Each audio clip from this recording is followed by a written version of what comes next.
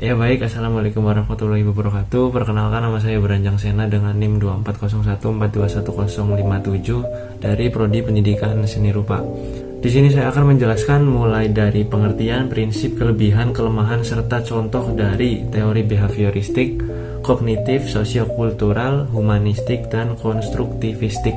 Ya, jadi yang pertama ada teori behavioristik. Teori behavioristik adalah teori belajar yang lebih menekankan pada perubahan tingkah laku serta sebagai akibat dari stimulus dan respon. Untuk prinsip-prinsipnya yaitu 1. Stimulus dan respon, 2. Reinforcement atau penguatan, 3. Pembentukan perilaku. Untuk kelebihannya yaitu yang pertama, guru terbiasa peka saat kondisi belajar mengajar dan guru lebih membiasakan muridnya untuk belajar mandiri dan mencari pengalamannya sendiri. Untuk kelemahannya, murid cenderung diarahkan untuk berpikir linear, konvergen, tidak kreatif, dan memposisikan murid sebagai murid pasif, dan murid membutuhkan motivasi dari luar dan sangat bergantung kepada guru. Untuk contohnya, guru memberitahu materi dan siswanya hanya mendengarkan. Jadi teori behavioristik ini fokus utamanya itu ada di guru. Jadi guru menjelaskan sampai muridnya paham, begitu kurang lebih.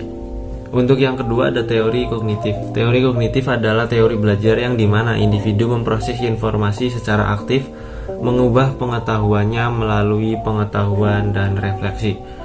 Untuk prinsip-prinsipnya yaitu yang pertama, proses belajar lebih penting daripada hasil. Yang kedua, persepsi dan pemahaman dalam mencapai tujuan belajar menunjukkan tingkah laku seorang individu. Untuk kelebihannya yaitu memudahkan siswa untuk memahami materi dan siswa lebih mandiri dan kreatif.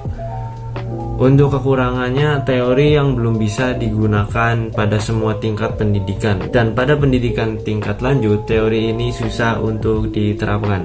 Contohnya yaitu memberikan waktu siswa untuk bertanya dan menjawab, serta memberikan kesempatan untuk membuat kesalahan dan siswa belajar dari kesalahan tersebut. Contoh gampangnya gini, misalkan ada bayi dia menggigit batu dia menggigit batu, dan ketika dia menggigit, gigi dia terasa sakit, dan dari situlah bayi itu belajar bahwa hal yang dilakukannya itu salah. Itu prinsip utama atau gampangannya dari teori kognitif. Yang ketiga ada teori sosiokultural. Teori sosiokultural adalah perkembangan individu terjadi melalui interaksi sosial dan keterlibatan pada praktik yang terjadi di masyarakat. Ya, untuk prinsip-prinsipnya yaitu yang pertama, tekanan proses belajar terletak pada siswa. Yang kedua, tekanan dalam proses belajar lebih ke progres, bukan ke hasil. Untuk kelebihannya, yang pertama, anak memperoleh kesempatan yang luas untuk mengembangkan zona perkembangan proksimalnya atau potensi melalui belajar dan berkembang. Yang kedua, anak diberi kesempatan yang luas untuk mengintegrasikan pengetahuan deklaratif yang telah dipelajarinya dengan penguatan prosedural yang dapat dilakukan untuk tugas-tugas atau pemecahan masalah. Kelemahan dari teori sosiokultural yaitu terbatas pada perilaku yang tampak. Proses-proses belajar yang kurang tampak seperti pembentukan konsep, belajar dari berbagai sumber belajar, pemecahan masalah, dan kemampuan berpikir sukar diamati secara langsung. Contoh dari teori sosiokultural yaitu siswa belajar untuk mengamati kondisi di sekitarnya dan menjadikannya pengalaman. Lebih tepatnya, sosiokultural itu belajar dari lingkungan sekitar gitu intinya. Untuk teori humanistik adalah individu memiliki keinginan untuk mengaktualisasikan diri dan mencari potensi dirinya. Untuk teori-teorinya yaitu yang pertama hasrat untuk belajar, yang kedua belajar tanpa paksaan, yang ketiga belajar harus inisiatif sendiri. Untuk kelebihan dari teori ini yaitu yang pertama, tingkat keberhasilan atau indikator penilaian dari teori belajar ini adalah murid merasa senang dalam belajar dan terjadi perubahan terhadap tingkah laku dan pola pikir bukan karena paksaan tapi dari keinginannya sendiri.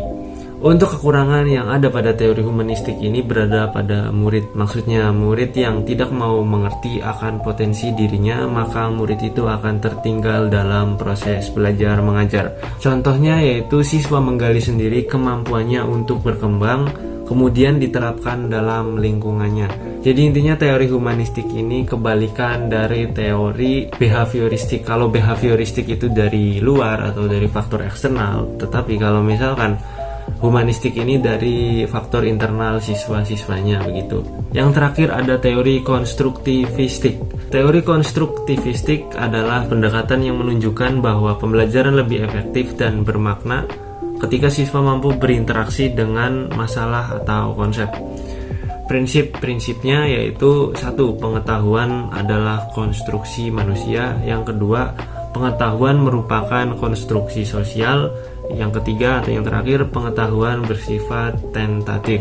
Untuk kelebihannya, yang pertama, dalam proses belajar mengajar, guru dapat mengajarkan para murid untuk mengeluarkan ide-idenya atau gagasannya dan melatihnya agar bisa mengambil keputusan. Yang kedua, semua murid bisa mengingat pelajaran yang sudah diajarkan karena mengikuti proses belajar mengajar secara langsung atau aktif.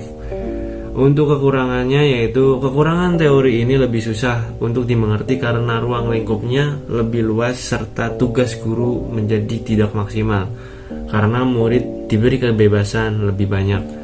Untuk contohnya yaitu guru bertindak sebagai motivator agar membentuk siswanya dari nol. Ya, itu saja pemaparan materi atau pemaparan informasi dari saya. Kurang lebihnya mohon maaf. Saya akhiri. Wassalamualaikum warahmatullahi wabarakatuh. Terima kasih.